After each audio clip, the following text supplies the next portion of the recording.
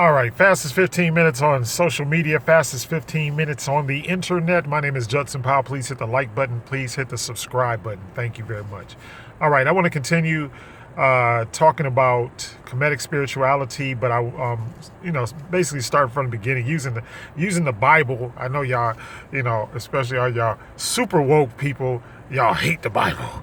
Whatever. Okay, it's cool.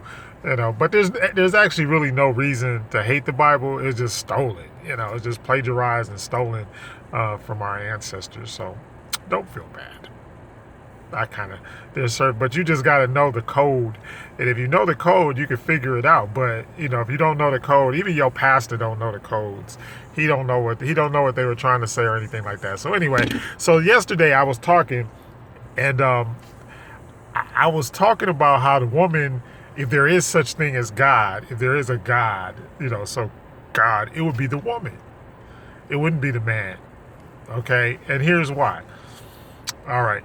The woman is the conduit between the spiritual world and the physical world. She's the conduit. All right? And so because you're birthed by your mother. That's obvious. And so all these people that come, you did not come from the rib of a man. All right. So stop. We need to just cut all of that out. But all of this, I guess, this is like, so one time you come from the rib of man, and then I always see these things like, well, why do they have a belly button? If it came from the rib, then why did Eve, all the pictures you see of Eve, she has a belly button. Well, why would she need an umbilical cord? Okay. Now, yesterday I was talking about the tree of life and the tree of knowledge.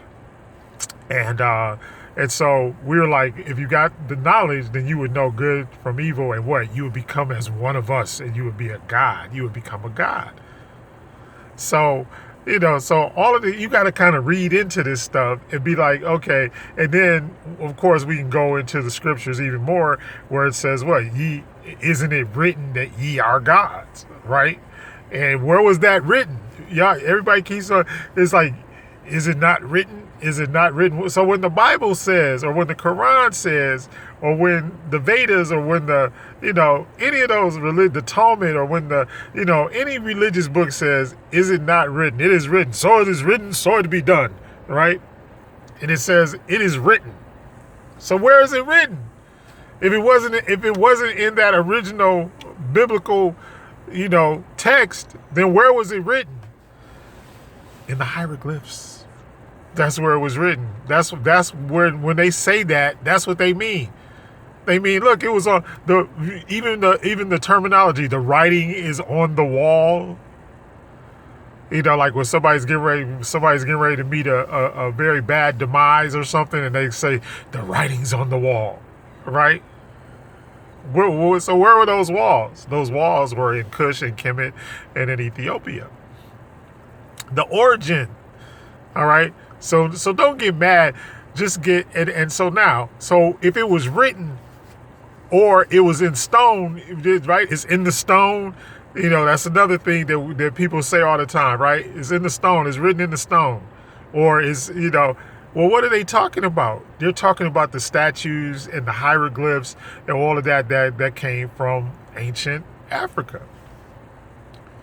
All right, because that's the only other place that it could be written. There were no languages.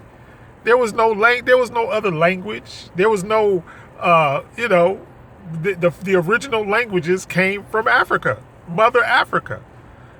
Alkebulan. I really should be saying Alkebulan, but I just want everybody to understand what I'm talking about. All right. So now, what do those hieroglyphs and what do those things say? Okay, first of all, we know that if you go back and you look at statues of pharaohs, right? If you look at the statues and the hieroglyphs of pharaohs and their queens, we know that the queen was in power and in control. Even the game chess, right? Chess is not a European game. It is an African game. And who is the most powerful piece on the board? The queen. Right? The queen can move all over. The king can only move one step at a time, right? Boom. Right? If y'all that play chess like I do. All right. But the queen, she could just She can go all over the board, do whatever she wants, diagonally, upward, backward, you know, go all the way, just kill everybody. She wants to. So here's the thing. When you look at those statues of the pharaohs and their queens, there's always a picture. There's always a picture. In fact, there's always two pictures. There's usually three pictures. All right. And here's those three pictures. One of the pictures is the queen, right? She's holding the king or the pharaoh, and she has her arm around him in a symbolic gesture of what? Protection. Okay. The next picture that you always see is you see a picture of the queen with the throne in her headdress. So in her headpiece, in her hat, whatever you want to call it, she has the throne is sitting there on her head, which means that what? That she supports what? The throne, the king, the pharaoh. All right. And the final picture that you always see is the family, the Trinity. Father, mother, children. So those are the three. So those are the foundations. Those are foundations of Kemetic spirituality. The queen protects. Guys, I know this is a hard one to swallow because your pride and your ego and all of that stuff, right? Your vanity, all of that. It's hard to swallow all that stuff, all right? But the bottom line is, because the queen is the conduit between the spiritual world and the physical world, then she is more equipped.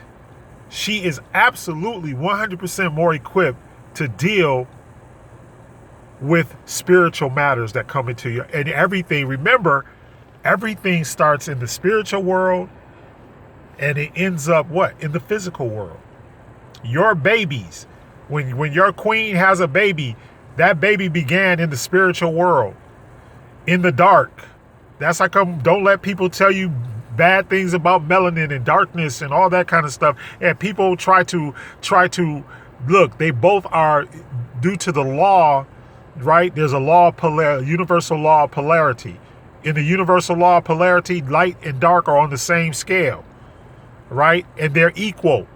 None is better, because good things happen in the dark. Like you put a seed in the ground and then you cover it up and it's in the dark.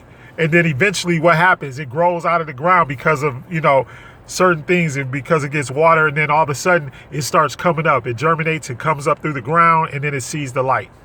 But where did it start? Where do you start as a baby? When you are conceived, you are in the dark. You are conceived in the dark. You're conceived in the dark, and then you come out of your mother's womb, blah, blah, blah, blah, blah. Right? So they tell you, they try to flip the script on all of this stuff to make it seem like darkness is bad, but it's not bad. It's just on the continuum. It's like the example I always use is the temperature. Like the temperature basically shows the law of polarity, right? Because 32 degrees, which is freezing, is on, 32 degrees Fahrenheit is freezing, and you can go up to 100 degrees, which is hot, but they're all on the same continuum, and they're all there. And what do? You use your wisdom and your knowledge to adapt to what's on the continuum. So if it's 100 degrees, you ain't gonna go out there with a triple fat goose parka on, right? But if it's 32 degrees, you are, right? Wisdom and knowledge. Okay. So think about it. Everything starts in the spiritual world. But as a man, you don't have the same access to that spiritual world that woman has. Because she can actually birth, she can grow. It's growing inside of her. The things that are on the continuum are actually happening to her and inside of her. not you. You are the manifestation of the glory of the Most High as a man. Because what? But that woman is going to protect you. Why? Because she is on the wavelength of talking to the Most High. She is on the spiritual wavelength. It is easier. That's why even in the church, that's why there are more women going to church than there are men. Women are more emotional. Women are more spiritual. Women are more all of that. So when it comes to feelings and things like that, women are on top of that all the time. Why? Because they're connected to it, and you aren't. You have to work as a man. You have to work extremely hard to get spiritually connected. If you've noticed, even in the Bible, when they wanted to try to talk to things in the spiritual realm, when they wanted to talk, take like Samuel or somebody like that in the Bible. When he wanted to talk to God, or whenever they wanted to talk to God, who do they go to? They go to a woman. So all of those mediums and all that they try to say are evil and all that kind of stuff. Not evil. It's just the fact that they can do it. So the same thing with opening your third eye. It's easier for a woman to open her third eye than it is for a man. Why? Because men, once again, your pride, your ego, all of that stuff is hard for you to do. But you're made that way because what? Because you're practical.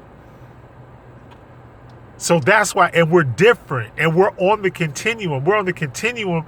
It's the once again, it's the law of polarity. It's the universal law of polarity, universal, and even the universal law of gender. That's why we're different, and that's why we should not be the same. That's why we're not equal. And so I'm going to give the example that I gave my son. It's like, let me say that. I'm going to give the example that my wife always tries to tell. And I'm like, and it comes down to the whole, we were talking about polygamy, right? And so I was saying, certain things are scientific fact. Okay, so if I had 100 women in a room, right, and I had sex with all 100 women, how many of those women could I impregnate? And the answer is, it's possible for me to impregnate 100 out of 100, right? But if you did the same thing, if you put 100 men in a room and you put one woman in there and you said, okay, have sex with all of these men, and how many babies can she have? Even if, in recorded history, 5, 6, 7 babies, that might be the most. But who would be the father of those babies? It will only, and there are certain rare cases where you can have twins that are from different fathers, but for the most part, she's going to have one baby. So we're different. We're not the same. That's scientific. It ain't got nothing to do with how you feel or what you identify as and all of that kind of stuff. That's all bull. So that's how come we know that certain things are true. Women are much more in touch with their spiritual side and with their emotional side. Men are, because, and the other thing is, we are told from a spiritual standpoint, don't show it. Don't show it. But that woman is, that reason why she has her arm around the Pharaoh and she has his throne on top of her head, because she is actually the protector. Because who's the best protector? The Most High is the best protection. If she's talking to the Most High, and the Most High tells us, how many times have y'all men, how many times have y'all come home and your woman told you something that made you mad, and then later on you found out it was true? Or she told you to do something, or she told you not to do something. Don't do that. Don't do it, because what? Because it's going to be some negative consequences or repercussions. But most of us, because of Western society and Christian society, we don't do it. Because we've been taught, oh, I'm the man, I'm the head of us. No, that's why they submit yourselves one to another. So the good parts that you have, you give to her, and the good parts that she has, she should give to you. All right, 15 minutes is up. I'm done. Anyway, so men, submission is not just a female thing. Submission is your thing too, because if you submit to her, guess what? She'll protect you. Anyway, fastest 15 minutes is up. Like, subscribe. Bye. Love you.